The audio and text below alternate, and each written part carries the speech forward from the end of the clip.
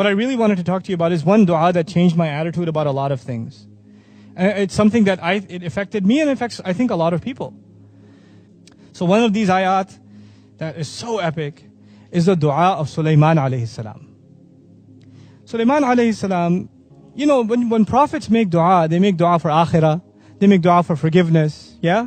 They make dua for their future generations, isn't it? Listen to this dua. قَالَ رَبِّ اغْفِرْ لِي. He said, Master, forgive me. وَهَبْ لِي مُلْكًا. And give me the gift of kingdom. Give me the gift of some kind of kingdom. مُلْكًا لَا يَنْبَغِي لِأَحَدٍ مِّن بَعْدِي.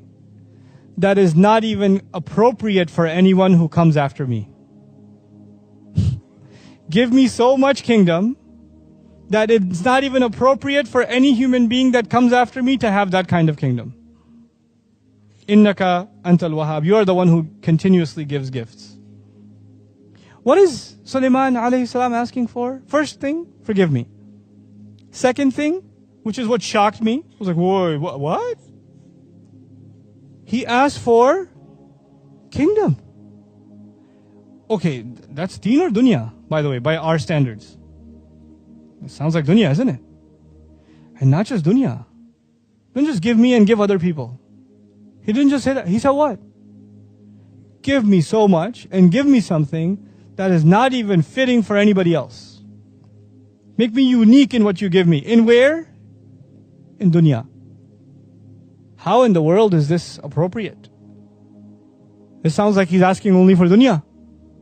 The beauty of this dua, number one, is his top priority. Ya Rab, forgive me. If you understand, Ya Rab, forgive me, then everything else about this dua will make sense. If you don't understand, Ya Rab, forgive me, you will not understand what the rest of this dua is. A human being can only do so much in this life. I'm only going to live so many years. Then I'm going to be leaving this earth, whether I like it or not. My date is done. My time is done, the angel shows up, the appointment is there, it can't be delayed. The only thing that lives after me is what? As far as my akhirah is concerned, and my forgiveness is concerned, I can make astaghfirullah, astaghfirullah, astaghfirullah. I can make tawbah to Allah, I can cry before Allah, only so many years. Only so many times. But what can help me earn Allah's forgiveness even after I die? It's called sadaqah jariyah, isn't it? Something good you leave behind. The hadith will tell us your sadaqah jariyah could be your money. One of the most beautiful forms of sadaqah jariyah is what? Your children, they do good deeds after you, yes? Allah has given different people different blessings. Some people have money, they don't have children. Some people have children and they don't have money. But al-malu wal-banuna zinatul hayatid dunya. Money is a part of the beauty of this life. Children are a part of the beauty of this life, isn't it? Now Allah gives certain people certain capabilities and other people other capabilities. If you study the prophets in the Quran, they don't all have the same talents. They have different personalities and they have different special skills. They have different highlights. The thing about Suliaman alayhi salam, his special ability is governance. He knows how to govern. He knows how to take control. He knows how to even control the rebellion of who? Of jinn. He can even do that. So he has an unusual capability of government and controlling resources and making things, putting things to service. Now, is that a common quality or a very rare quality? The more power you get in government, the more corruption you get. Okay? The more absolute authority you have, the more absolute problems you have. Absolute power corrupts absolutely. So one of the greatest kingdoms in human history is the pharaohs. Case in point, Now Suliaman alayhi salam is in a unique position. He has kingdom and he knows how to use it for good. What kind of sadaqah jariyah can he leave behind? Unmatched. He sees an opportunity for his akhirah to be reconciled by the talent that Allah has given him. And the talent Allah has given him is remarkable. He had an incredible kingdom, an incredible control, incredible stability in his land, over human beings and over jinn. So he says, Ya Allah, expand this territory for me.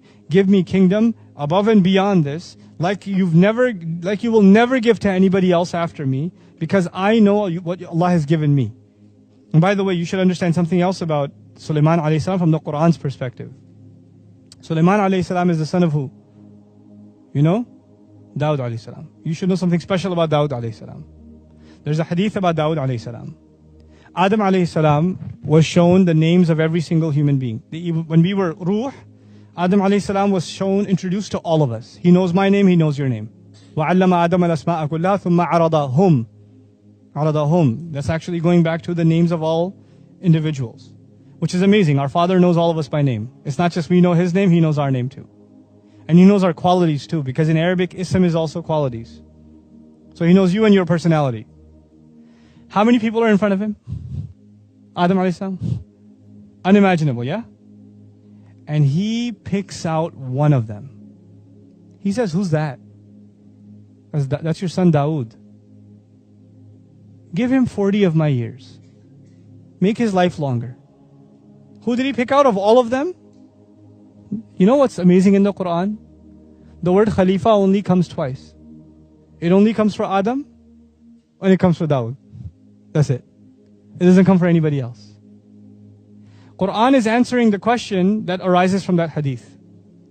The hadith says that Adam alayhi salam did not pick Ibrahim alayhi salam, didn't pick Nuh alayhi salam, didn't pick Rasulullah sallallahu alayhi wasallam, didn't pick anybody else. He picked who? Dawood. Why? Because he sees something in him that he has in common. What is that? Allah has made Adam alayhi salam Khalifa on the earth. And Allah made Dawood alayhi salam Khalifa on the earth. Ya Dawood inna ja'alnaka khalifatan fil ardi. Dawood alayhi salam is special. Now, Dawood alayhi salam himself is Khalifa, but who's his son? So Suliaman alayhi salam is not just a prophet, he's also the son of a prophet, but a son of a special prophet. A prophet who was a Khalifa, a great ruler, a governor at the same time. And so his upbringing gives him knowledge of revelation, but also knowledge of how to live by that revelation, not only at the level of an individual and a family and a community, but at the level of entire governance. He's been brought up in that system. Even before, even as a child, he's been brought up in that system, right? And eventually Allah grants him prophethood. So he realizes the value of leaving a legacy behind. He's learned that from his father. And so he understands that he's going to die, but his legacy should live on. The legacy of good that he creates should live on. And Ya Allah, give me something that doesn't even, because he knows his children are not going to get it the same way he got it from his dad. لا ينبغي لأحد من بعدي. Now what does that mean for you and me? You know, some people, they can't handle fame. Some people can't handle money. Some people can't handle a compliment. I've met people who say when I'm making salah and somebody passes by, it messes me up. Now they think I'm a righteous person.